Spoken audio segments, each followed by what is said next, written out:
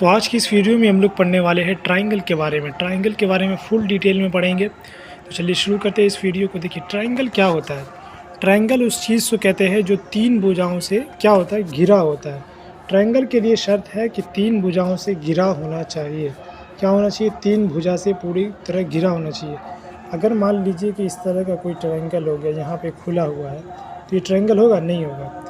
और ये इस तरह का हो गया, चौकोरमा हो गया, तो वो भी ट्रायंगल नहीं होगा। ट्रायंगल के लिए शर्त चाहिए कि आपका तीनों भुजाएं आपस में घिरी होनी चाहिए।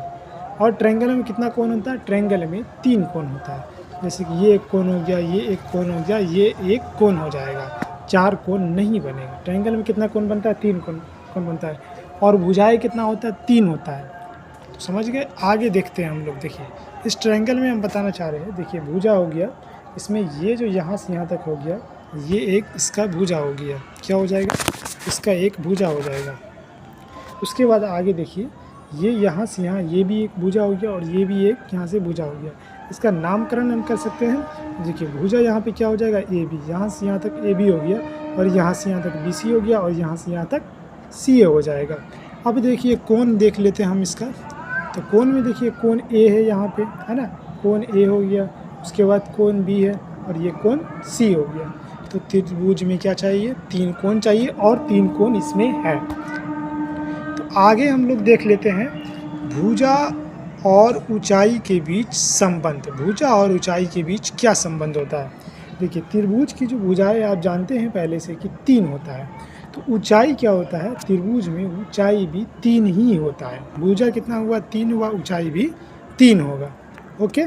तो यहाँ से देखिए, यहाँ से क्या हुआ? ये इसका एक ऊंचाई हो गया और यहाँ से एक इसका ये ऊंचाई हो गया और ऊपर से एक इसका नीचे तक एक ऊंचाई हो गया। आप ये मत सोचिएगा कि त्रिभुज में एक ही ऊंचाई होता है, जो कि सिर्फ बीच वाला, ये आप मत समझिएगा। यहाँ से कोण से निकला, इस कोण ऐसे, और यहाँ पे सिर्फ एक ऊंचाई 90 डिग्री का बना।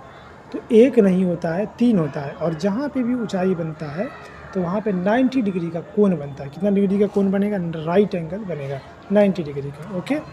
तो आगे देख लेते हैं। किसी सिर से निकलने वाली ऐसी रेखा जो विपरीत भुजा पर 90 डिग्री का, कितना डिग्री का? 90 डिग्री का कोण बनाता है, उसे ऊंचाई कहा जाता है। अब देखिए ऊंचाई और भुजा के बीच में संबंध हम आपको बता रहे हैं। तो देखिए किसी त्रिभुज की तीनों ऊंचाई का अनुपात सामने वाले भुजा के उल्टा होता है। क्या होगा? रेसिप्रोकल, उल्टा होता है सामने वाले भुजा का। मान लीजिए कि कोई त्रिभुज है, उसका ऊंचाई दिया हुआ h1 दिया हुआ है, h2 दिया हुआ है, h3 दिया हुआ है। तो उसका भुजा का जो अनुपात हो जाएगा, 1:a, 1:b, 1:c। ये ABC जो भुजा के बीच की लंबाई को बता रहा है। ठीक है। अब देख लेते, दो क्वेश्चन कर लेते हैं इस पर हम लोग। देखिए ऊंचाई का अनुपात यहाँ पे दिया हुआ 3, 4, 6। तो हमको यहाँ पे क्या जा रहा है? भुजा का अनुपात निकालने के लिए। तो एलसीएम लेंगे सबसे पहले। 3, 4 और 6 का जब आप एलसीएम लीजिएगा तो 12 आएगा। कितना आएगा? 12 आएगा। तो आपको क्या करना है? 3 से क्या, ये कितना बार में जाएगा? 4 बार में। 3 चौके 12। तो भुजा, पहला भुजा हो गया 4, उसके बाद 4 तिया 12, 3 बार में गया, 3 बार में किया ना। उसके बाद 6 दूना 12। तो मेरा जो भुजा का अनुपात जो आ गया वो क्या हो गया? 4, 3, 2। आपको मालूम होना चाहिए जो ऊंचाई से रेसिप्रोकल होता है। अगला क्वेश्चन देखते हैं। 5, 6 और 10, ये इसका दिया हुआ भुजा दिया हुआ, उसमें ऊंचाई दिया हुआ था इस क्वेश्चन में, और यहाँ पर भुजा दिया हुआ है। क्या दिया हुआ है? भुजा दिया हुआ है। और हमको निकालना क्या है? ऊंचाई निकालना है। तो 10 और 6 का एलसीएम कितना हो जाएगा? 5 6 के 30, 6 5 30। जो तीनों संख्या फर्स्ट नंबर किस पे मिल रहा है, इसी को एलसीएम कहते हैं। तो ये फर्स्ट जो है वो 30 पे मिल रहा है, 20 पे नहीं मिलेगा। क्यों? क्योंकि 20 के 6 के पारा में तो 20 आता नहीं है, और 30 जो है वो सब में आता है।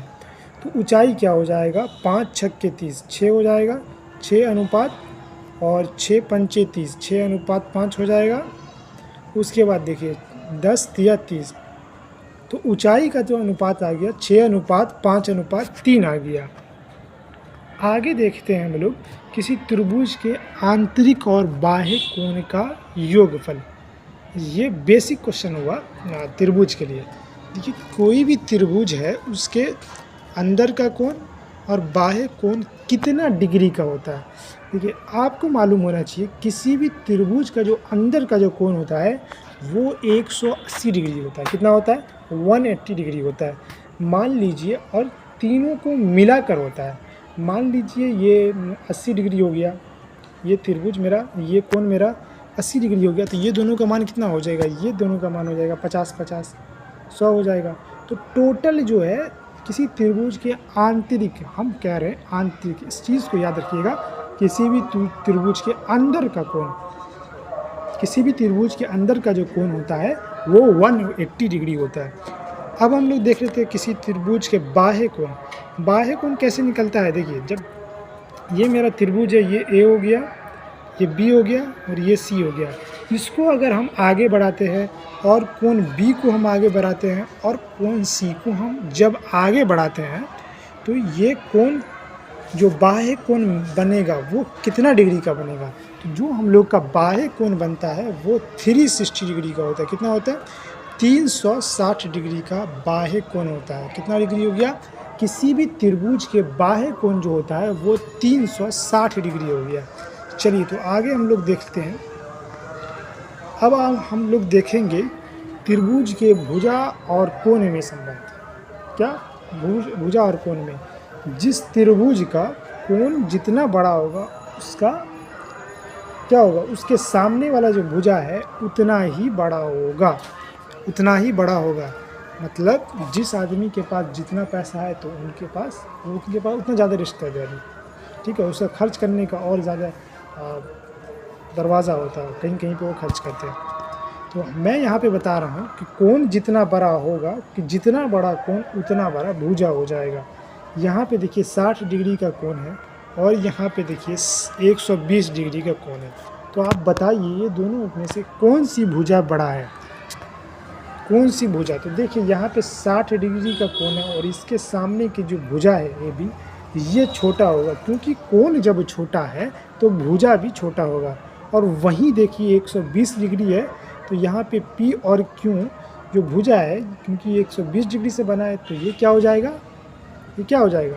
कोण बड़ा है तो ये क्या हो जाएगा? फैलाव दोनों तरफ क्या हो जाएगा? ज़्यादा हो जाएगा। जितना ज़्यादा कोण उतना ज़्यादा फैलाव, दोनों तरफ फैलाव बढ़ेगा।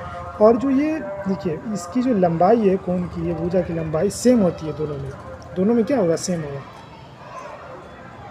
और जो भुजा की जो लंबाई होती है वो ज़्यादा हो जाएगी। जितना ज़्यादा कोण उतना ज़्यादा फैलाव, तो जब फैलाव बढ़ेगा तो कोण का जो भुजा है वो बढ़ेगा। ठीक है, तो यहाँ पर 120 डिग्री के जो सामने वाला भुजा हो जाएगा वो बड़ा हो जाएगा, ये बड़ा हो जाएगा, ये जो भुजा ये बड़ा हो जाएगा और ये भुजा छोटा हो जाएगा। आगे हम लोग देख लेते हैं। ये देखिए इसमें कौन सी भुजा सबसे बड़ी है? इस क्वेश्चन में पूछा गया है कौन सी भुजा सबसे बड़ी है। तो हम आपको बताए हैं जिसका कोण बड़ा उसका भुजा क्या होगा? बड़ा। तो सबसे बड़ा कोण देखिए 80 है, उसके बाद 60 है तो 40 है, तो सबसे बड़ा क्या हो जाएगा? 80 हो जाएगा। 80 के सामने वाली भुजा सबसे बड़ी हो जाएगी। ठीक है, तो आगे देख लेते उसी तरह क्वेश्चन है कौन सी भुजा। इसमें इस क्वेश्चन में पूछा गया कौन सी कोण सबसे बड़ी है। तो आप समझ रहे हैं जिसकी भुजा सबसे ज़्यादा उसकी कोण सबसे ज़्यादा हो जाएगा। ये देखिए यहाँ 18 डिग्री और ये 18 सेंटीमीटर, 7 सेंटीमीटर और 8 सेंटीमीटर, तो ये इसके सामने का है। तो एंगल बी जो है वो सबसे बड़ा हो जाएगा। एंगल बी क्या हो जाएगा? बड़ा हो जाएगा। इसके बाद कौन बड़ा होगा? 8 सेंटीमीटर। 8 सेंटीमीटर होगा ना बड़ा, जो एंगल ए है। उसके बाद क्या हो जाएगा? उसके बाद हो जाएगा एंगल सी। ओके, आगे देखिए। अब क्वेश्चन है देखिए, यदि किसी त्रिभुज में भुजा AC और भुजा के बराबर हो तो कोण, यदि त्रिभुज ABC में भुजा AC भुजा AB के बराबर हो तो, या कोण B कोण C के बराबर हो तो AB भुजा का लंबाई क्या होगा? इसमें देखिए आपको समझना ये है, अगर कोई भुजा बराबर है क्या है, कोई भुजा बराबर है तो उसके सामने का जो कोण होगा वो भी बराबर होगा। जैसे ये थीटा एंगल बन रहा है यहाँ पे, यहाँ भी थीटा एंगल बन रहा है, मतलब यहाँ भी 20 डिग्री है और यहाँ भी 20 डिग्री है। तो हम आपको बताए हैं जितना ज़्यादा कोण होता है उतना ज़्यादा फैलता है। तो यहाँ पे तो बराबर है ना, तो दोनों क्या हो जाएगा, दोनों भुजा बराबर हो जाएगा। अगर यहाँ 10 है तो यहाँ भी 10 होगा, क्योंकि जो कोण है वो बराबर है, थीटा है और यहाँ भी थीटा ही कोण बन रहा है। थीटा का मतलब समझिए कोई भी कोण हो सकता है, कोई कांस्टेंट है। मतलब थीटा का मतलब हम 7 माने तो दोनों जगह क्या हो जाएगा, 7 डिग्री कोण बनेगा। ओके, अगला देखिए नोट में क्या है, दो बराबर कोणों के सामने के दोनों भुजाएं भी आपस में बराबर होते हैं, जो हम अभी आपको बताया। दो बराबर कोणों के सामने के दोनों भुजाएं आपस में बराबर भी होते हैं। ठीक है, अब देखिए यहाँ पर क्वेश्चन पूछा गया है, यहाँ पे भुजा दे दिया गया किसी ट्रायंगल का, भुजा 13 सेंटीमीटर और यहाँ भी 13 सेंटीमीटर है, और एंगल सी में हमको 70 डिग्री मिल रहा है, तो एंगल बी का वैल्यू क्या होगा। अभी देखिए ये क्या हो गया, इसके सामने का भुजा है ना, ये इसके सामने, जब भुजा बराबर है तो क्या हो जाएगा, कोण भी बराबर हो जाएगा। तो ये 70 डिग्री है तो ये भी 70 डिग्री हो जाएगा, ये भी क्या हो जाएगा, 70 डिग्री हो जाएगा। आगे देखते हैं किसी त्रिभुज में कुल कितनी ऊंचाइयाँ होती है। तो अभी हम आपको बताया किसी भी त्रिभुज में ज़्यादातर बच्चे ये अनंत मार देते हैं, इसमें क्या मार देते हैं, ले भाई अनंत ही मार देते हैं। तो मैं आपको बताना चाहता हूँ किसी भी त्रिभुज में, और पहले भी बता चुके हैं, 3 ऊंचाई होती है। एक यहाँ से निकलता है एंगल ए से, उसके बाद एंगल बी से यहाँ ऊंचाई हुआ और 90 डिग्री का कोण बनाता है, और एक यहाँ से निकलता है। तो क्या हो गया, तीनों समकोण बना रहा 90 डिग्री, 1 2 3। तो किसी भी त्रिभुज में 3 क्या हो जाएगा, ऊंचाई हो जाएगा, किसी भी त्रिभुज में 3 ऊंचाई हो जाएगा। अगला क्वेश्चन देख लेते हैं, एक त्रिभुज की 2 भुजाएं की लंबाई 3 सेंटीमीटर और 8 सेंटीमीटर है, यदि तीसरी भुजा की लंबाई x सेंटीमीटर है तो निम्न में से कौन सही होगा। इसके लिए पहले आपको कुछ कॉन्सेप्ट मैं समझाता हूँ, उसके बाद ये क्वेश्चन करवाते हैं। देखिए त्रिभुज की रचना, त्रिभुज कैसे बनता है, कंस्ट्रक्शन ऑफ ए ट्राइंगल, त्रिभुज बनने के लिए शर्त क्या है। देखिए त्रिभुज बनने का जो शर्त है वो 2 छोटी भुजाओं का योगफल, क्या बोल रहे, 2 छोटी भुजाओं का योगफल तीसरी भुजा से बड़ा होना चाहिए। क्या होना चाहिए, 2 छोटी भुजाओं का योगफल तीसरी भुजा से क्या होना चाहिए, बड़ा होना चाहिए। अब देखिए यहाँ पर, अब यहाँ पे एक 3 है, एक 4 है, एक 10 सेंटीमीटर का भुजा है। तो देखिए हम 10 सेंटीमीटर ले लिए हम बेस, उसके बाद देखिए यहाँ से हम 4 सेंटीमीटर इधर से काटे, उसके बाद 3 सेंटीमीटर इधर से काटे। जब आप काटिएगा तो नहीं मिला, दोनों लाइन नहीं मिला। अगर जब तक नहीं मिलेगा तब तक क्या ट्रायंगल बन सकता है, नहीं बन सकता है। जब ट्रायंगल बनेगा ही नहीं तो त्रिभुज ये नहीं हुआ। आगे देखिए दूसरा क्वेश्चन है मेरा, 4 सेंटीमीटर भुजा, 6 सेंटीमीटर और 10 सेंटीमीटर। तो बेस मेरा 10 हो गया, यहाँ से हम 4 ले लिए और यहाँ से 6 ले लिए। जब देखिए यहाँ क्या हुआ, आप यहाँ लीजिएगा तो ये सट के निकलेगा, ना कि कटेगा, सिर्फ सट के निकलेगा।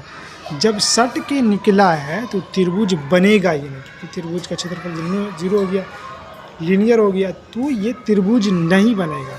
अब आगे देखते हैं 5, 7 और 10। और देखिए 10 नीचे है ना, ऊपर भी 10, दोनों बराबर हो गया है ना। तो त्रिभुज बनने के लिए क्या चाहिए, 2 छोटी भुजाओं का योगफल तीसरी भुजा से बड़ा होना चाहिए।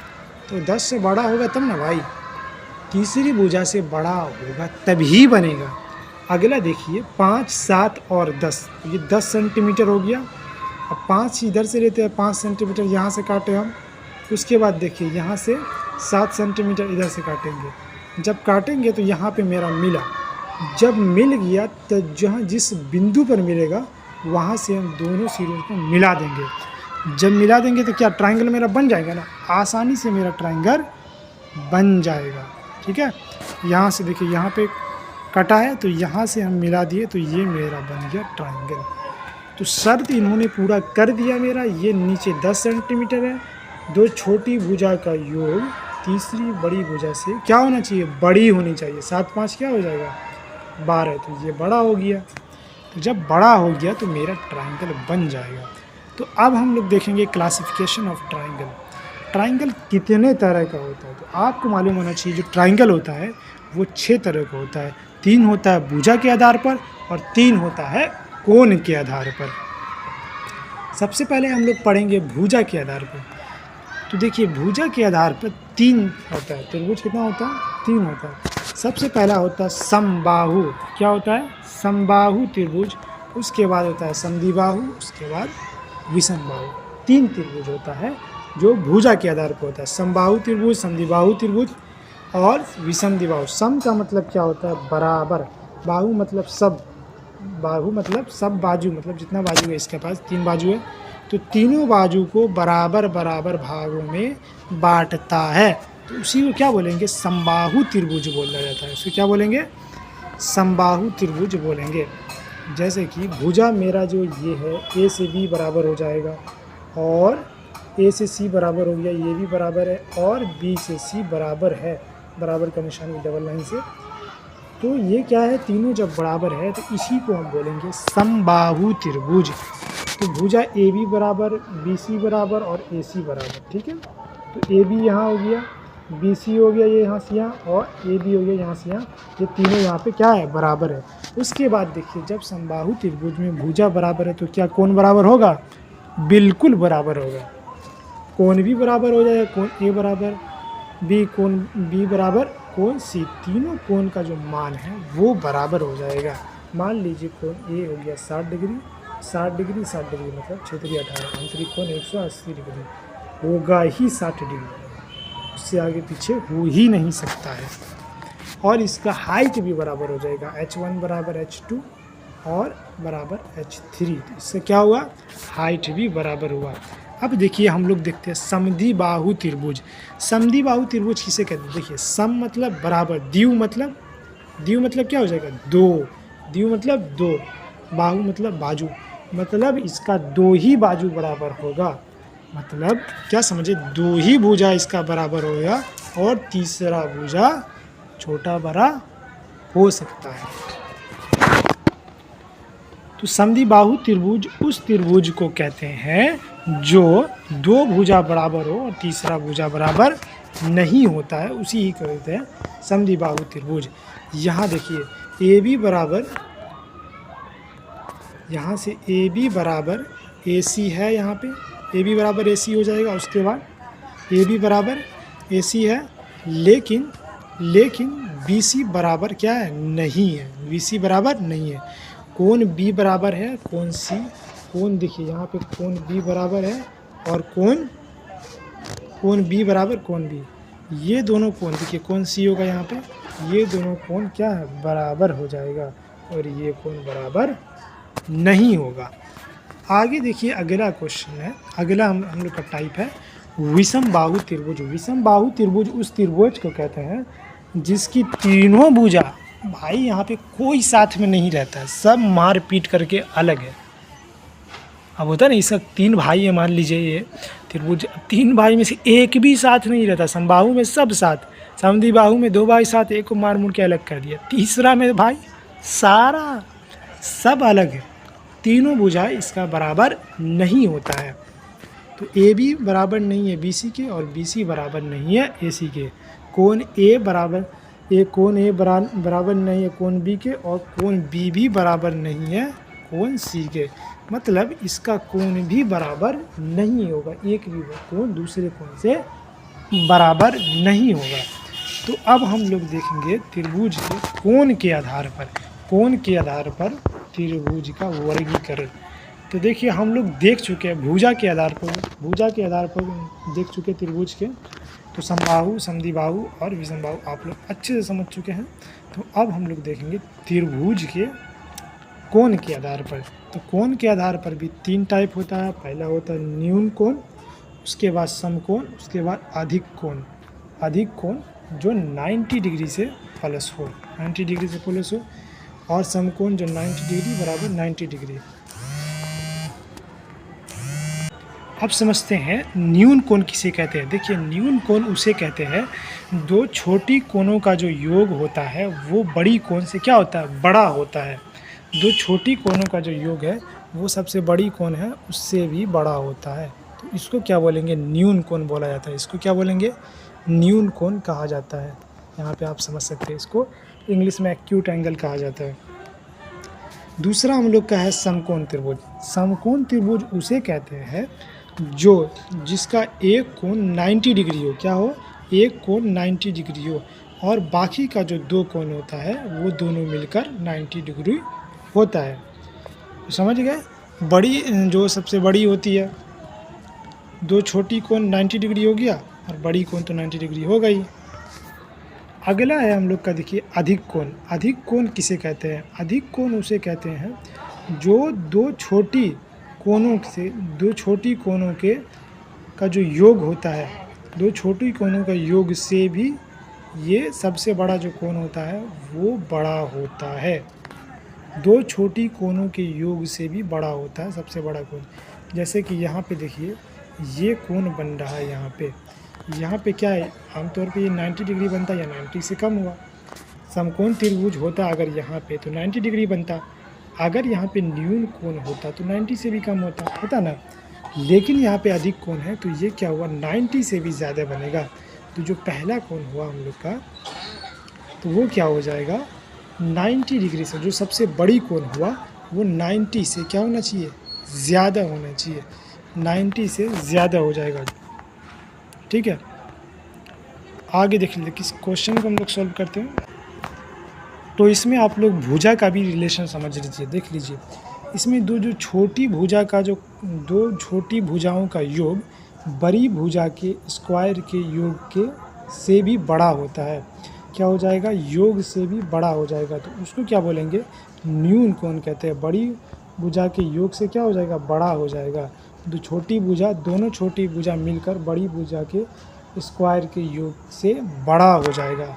और देखिए समकोण त्रिभुज में क्या होता है, समकोण त्रिभुज में क्या होता है, जो दो छोटी भुजाओं का जो स्क्वायर होता है, ऐसे नहीं जोड़ना है, समझ रहे हैं ना, ऐसे नहीं जोड़ना है, स्क्वायर करके अगर आप जोड़िएगा तो बड़ी भुजा के योग के क्या हो जाएगा, बराबर हो जाएगा। इसी को पाइथागोरस थ्योरम भी कहा जाता है, यही ना पाइथागोरस हम बोले थे।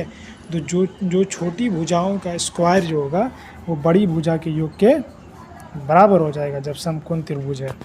और देखिए न्यून कोण में क्या होता है, जो छोटी भुजाओं का योग बड़ी भुजा के योग से क्या होता है, छोटा हो जाएगा। सबसे बड़ी भुजा जो है वो बड़ा ही रहता है। ठीक है, आगे देख लेते हैं, हम लोग कुछ क्वेश्चन कर लेते हैं पहले, क्योंकि बिना क्वेश्चन का कॉन्सेप्ट क्लियर नहीं होगा। पहला क्वेश्चन है हम लोग का, यदि किसी त्रिभुज के कोणों का अनुपात 18, 31, 43 हो तो त्रिभुज किस प्रकार का होगा। देखिए किसी त्रिभुज के कोणों का सबसे बड़ा कोण कौन सा दिया हुआ है, 43। अब दो छोटी भुजा को जब ये जोड़िएगा तो ये आ जाएगा आपका, तो ये आ जाएगा 49। ये क्या हो जाएगा, 49, जो कि सबसे बड़ी कोण से क्या हो गया, बड़ा हो गया। तो जब से बड़ी कोण से भी बड़ा हो गया तो ये क्या हो जाएगा, न्यून कोण हो जाएगा। Option number A is the right answer हो जाएगा। अगला क्वेश्चन देख लेते हैं, यदि किसी त्रिभुज का कोणों का अनुपात हो गया 59 है, 32 है और 91। इसमें देखिए सबसे बड़ी कोण क्या है, 91 है। अब दोनों छोटी कोण को क्या करना है, आपको जोड़ देना है। जब आप दोनों 59 और 59 प्लस 32 को जोड़िएगा तो ये भी 91 आएगा। 91 बराबर 91, तो इसका मतलब कौन सा कोण होगा, तो ये हो जाएगा समकोण, मतलब राइट एंगल। अगला क्वेश्चन देख लेते हैं हम लोग, यदि किसी त्रिभुज के कोणों का अनुपात 18, 29, 50 तो त्रिभुज किस प्रकार का है। तो सबसे बड़ी इसमें कौन सा कोण है, 50 है। अब दो छोटी कोणों को जोड़ेंगे, 18 प्लस 29, तो ये कितना हो जाएगा, तो जब आप इसे जोड़ते हैं तो ये हो जाएगा 47। तो 47 क्या हुआ, 50 से बड़ा है या छोटा, तो छोटा हो जाएगा। 50 से क्या हो जाएगा, छोटा, तो ये 50 बड़ा हो गया, तो ये क्या हो जाएगा, अधिक कोण हो जाएगा। तो ये क्या हो जाएगा, अधिक कोण हो जाएगा, ऑप्शन नंबर ए। अगला क्वेश्चन देख लेते हैं। यदि किसी त्रिभुज के भुजाएं 5 सेंटीमीटर, 8 सेंटीमीटर, 9 सेंटीमीटर तो त्रिभुज किस प्रकार का है? तो हम आपको बताएं इसमें क्या करना है। जब आपको भुजा दिया हुआ है तो ऐसे ही नहीं करना है, पहले आपको क्या करना है, स्क्वायर कर लेना है। क्या करना है, स्क्वायर कीजिएगा। तो 9 का स्क्वायर कीजिएगा तो क्या हो जाएगा, सबसे बड़ी भुजा क्या है, 9 है, तो 9 का स्क्वायर कीजिएगा तो 81 आ जाएगा। और 5 का स्क्वायर 25 होता है, प्लस दो छोटी भुजा को जोड़ना है ना, स्क्वायर करके जोड़ना, 8 का हो जाएगा 64। जब आप ये दोनों को जोड़िएगा तो आप देख सकते हैं यहाँ पे 89 बड़ा हो गया। तो यहाँ पे जब 89 बड़ा हो गया, जब जो छोटी भुजा का स्क्वायर बड़ा हो गया बड़ी भुजा से भी, तो ये क्या हो जाएगा, न्यून कोण हो जाएगा। न्यून कोण option number A is the right answer. तो अगला क्वेश्चन है मेरा हम लोग का। यदि किसी त्रिभुज के भुजाओं का अनुपात क्रमश 6 सेंटीमीटर और 8 सेंटीमीटर तथा 10 सेंटीमीटर है तो त्रिभुज किस प्रकार का है? तो सबसे पहले आपको देखना होगा, सबसे बड़ा इसमें 10 है, 10 का स्क्वायर कर दीजिए तो ये 100 हो जाएगा। उसके बाद देखिए 10 का स्क्वायर कर दिए, उसके बाद देखिए दो छोटी भुजाओं का भी स्क्वायर करना है, ठीक है। तो 6 का हो जाएगा 36 हो जाएगा। उसके बाद देख लीजिए 8 का हो जाएगा 64। जब आप ये दोनों को जोड़िएगा तो ये 100 के बराबर हो जाएगा। जब दो छोटी भुजाओं का स्क्वायर तीसरी बड़ी भुजा के स्क्वायर के बराबर है तो ये क्या हो जाएगा, समकोण। जब 100 बराबर 100 हो जाएगा तो आप आंख बंद करके समकोण त्रिभुज क्या कर सकते हैं, लगा सकते हैं। तो ये हो जाएगा समकोण त्रिभुज। अगला क्वेश्चन है हम लोग का। यदि किसी त्रिभुज के भुजाओं का अनुपात 4 सेंटीमीटर, 9 सेंटीमीटर तथा 12 सेंटीमीटर की त्रिभुज किस प्रकार का है? तो देखिए सबसे बड़ी भुजा क्या है हम लोग का, 12 है, तो 12 क्या हो जाएगा 144। दो छोटी भुजाओं का क्या करना है, स्क्वायर करना है। तो 4 का क्या हो जाएगा 16 प्लस 9 का हो जाएगा 81। तो जब आप देखिए 81 हो गया, जब आप इस दोनों को जोड़ते हैं 81 10 हो जाएगा 91 और 6 हो जाएगा 97, अप्रॉक्स इतना ही होगा। तो ये देखिए ये क्या हो गया, ये बड़ा हो गया 144, बहुत बड़ा है। तो ये क्या हो जाएगा, अधिक कोण हो जाएगा। आपको याद रखना है, एंगल को जो नापना है वो सबसे बड़ी भुजा से नापना है, ना कि छोटी भुजा से। तो किसे नापना है, बड़ी भुजा से। तो 1 यहाँ पे बड़ी क्यों ना 12 हो जाएगा, बड़ी का जो स्क्वायर है वो सबसे ज़्यादा है 144 हो गया। तो ये क्या हो जाएगा, अधिक कोण। तो अब हम लोग समझेंगे बाह्य कोण। बाह्य कोण किसे कहते हैं? देखिए ये एक त्रिभुज है ABC, सी से आगे, सी पॉइंट को जब सी भुजा को जब हम आगे बढ़ाते हैं तो यहाँ पे एक कोण बनता है। तो इस कोण का वैल्यू कैसे निकालते हैं? जब सी भुजा को हम सी कोण को आगे बढ़ाते हैं तो इसका वैल्यू कैसे निकालेंगे? तो इसका वैल्यू निकालने के लिए आपको क्या करना है, इसके पड़ोस में जो कोण है उसको छोड़ देना है, उसको भूल जाना है। क्या करना है, आपके पास जो चीज़ है उसको आप क्यों देखिएगा, जो आपके पास है वो आप ही का है। तो आपको क्या करना है, इसके से जो दूर है, जैसे कोण ए हो गया, कोण बी हो गया, इस दोनों कोण को जोड़कर तब ये बाह्य कोण को निकाला जाता है। तब ये अल्फ़ा प्लस बीटा को जोड़िएगा तो अल्फ़ा प्लस बीटा का मान जो भी होगा वही कोण बाह्य कोण हो जाएगा, ठीक है। तो आगे देखिए यहाँ पे एक क्वेश्चन दिया गया हुआ है, बाह्य कोण पे है।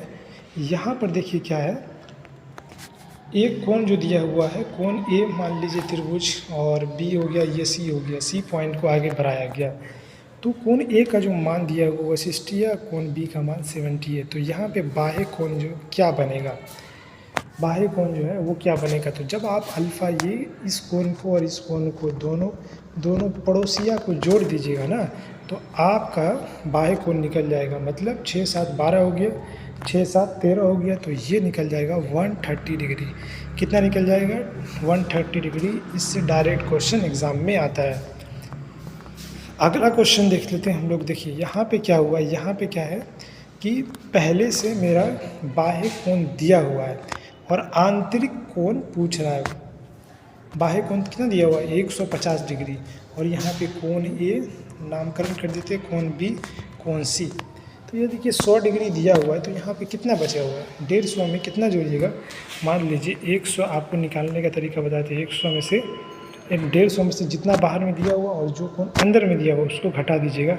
150 में से 100 घटा दीजिएगा तो ये 50 डिग्री निकल जाएगा। आसानी से आप मौखिक ही निकाल सकते हैं। तो अब हम लोग अगला कॉन्सेप्ट को समझते हैं, समद्वि भाजक। समद्वि भाजक कोण किसे कहते हैं? तो इसको समझने के लिए देखिए, सम का मतलब होता है बराबर, सम का मतलब बराबर, द्विव का मतलब दो, भाजक मतलब बांटना, मतलब एक ऐसी रेखा जो कोण को दो बराबर भागों में बांटता है, तो उसको क्या बोलेंगे? समद्वि भाजक। समद्वि भाजक, समद्वि भाजक मतलब ये 60 डिग्री का कोण है। यहाँ से देखिए, यहाँ से एक रेखा गया तो ये 30 दो कोण में बांट दिया, ऊपर का 30 और नीचे का 30, तो इसी को क्या बोलेंगे? समद्वि भाजक। इस पे देखिए, इस पे बेस्ट क्वेश्चन हम आपको करवा देते हैं। ये देखिए एक त्रिभुज ABC है और यहाँ से एक त्रिभुज ABC हो गया और यहाँ से देखिए कोण B से रेखा निकला है और कोण C से रेखा निकला है जो कि P पॉइंट पे कट रहा है। तो P पॉइंट का कितना कोण बनना है, P पॉइंट पे कितना कोण बनता है? तो ये देखिए त्रिभुज BCP त्रिभुज BCP जो यहाँ पे बन रहा है, इसमें का कोण जो निकालते हैं वो 90 डिग्री प्लस ये कोण A जो है, इसको आधा जब आप जोड़ दीजिएगा तब आपका कोण BCP क्या होगा? निकल जाएगा।